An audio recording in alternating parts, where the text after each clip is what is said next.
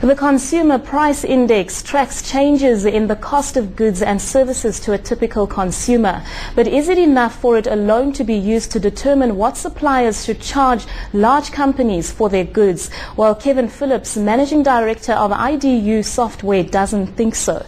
Hi, Kevin. Thank you for joining us. Hi, Paulina. Kevin, now you argue that CPI is being abused by large companies. How so? Well, CPI is essentially the consumer price index. That tracks the cost of consumer prices, the goods and services that we as consumers consume, and it applies to the average person in the South African economy, one of the 50 million that we have here. However, when you look at what makes up CPI, it's things like alcohol and tobacco, taxi fares, life insurance, medical aid. That doesn't really apply to businesses. A business's costs, by contrast, are manpower costs, electricity, telecommunications, and those major, larger costs. Now, typically those are not going up by anywhere like inflation. I mean, take petrol, for example, take electricity. The government has gone through a stage of increasing salaries by 7, 8, 9, 10%. That creates a perception in the marketplace that everyone expects their salaries to go up by that much. Now, as a small business manager, your staff are expecting those same increases. And if you're getting those same increases, obviously, if you're being squeezed on your what you can charge for your services, there's an ever diminishing margin that you're getting. In fact, you will end up in a situation where you lose money. So, I don't believe that the CPI is necessarily the correct measure for small businesses or middle-sized businesses for other companies to measure what they should be increasing their prices by. And now, Kevin, government is targeting small and medium-sized businesses as a significant source of employment in the future. Job creation is a big thing that's being discussed at the moment. Will this process be impacted at all?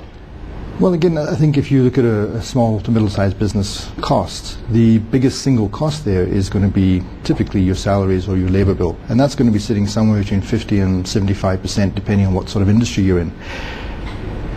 If your revenue is reducing, or rather increasing by only 3.7%, yet your cost, your biggest single cost, is increasing by 8 or 9%, something's got to give. Now, typically you've got to cut your cost to stay in business, otherwise you go out of business. The easiest target area for those cost cuttings will be salaries. So if you can't reduce how much you're increasing your salaries by, you're going to reduce the number of people that you actually employ. And that's going to have a completely contradictory effect to what the government actually wants in that sector of the economy. And Kevin, if not inflation, what do you reckon could better determine what suppliers could charge for their goods? I think it really comes down to a question of what I'm trying to do is just question the premise that CPI is the be-all and end-all. When you have a discussion around price increases, you use CPI. I don't believe that is correct. What is a better measure? I think there should be better measures out there. I just don't think they necessarily exist yet. For example, if you're working in the retail industry or you're working in a services industry. Services industry is a very good example. Obviously, that's where I come from, so I understand that business. There isn't a measure to tell us what our service costs are going up by. The PPI, or the producer price index, measures your resources more than it measures your service industries.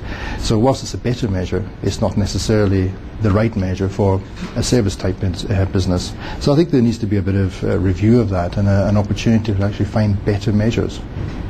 And what are your thoughts on those who argue that increases in commodity prices are a better indicator of current inflation instead of CPI? I would agree it's a better indicator for a business because it takes out a lot of the consumer element, if you like, of the measures which are there. It's still not the be-all and end-all, though, because your small to middle-sized businesses aren't generally driven by resource prices. Your resources in a small business is, again, your salaries, your electricity, telecommunications and fuel. And Kevin, lastly, if CPI were not used as a guideline for how much goods and services should increase, would that not lead to abuse by suppliers? Would we not see prices being inflated? I don't think so, because at the end of the day, we live in a market economy. And the market will drive the prices. So, if one particular supplier wants to increase their prices by 10 or 15%, another is going to increase by 5%, which one's going to get the most business? So the market, your basic economics 101 is going to drive those prices to what the market can afford and what is the correct price for those services or goods. Thank you very much, Kevin. We'll leave it right there. That was Kevin Phillips, the MD of IDU Software, talking to us about how large companies abuse CPI to squeeze their suppliers.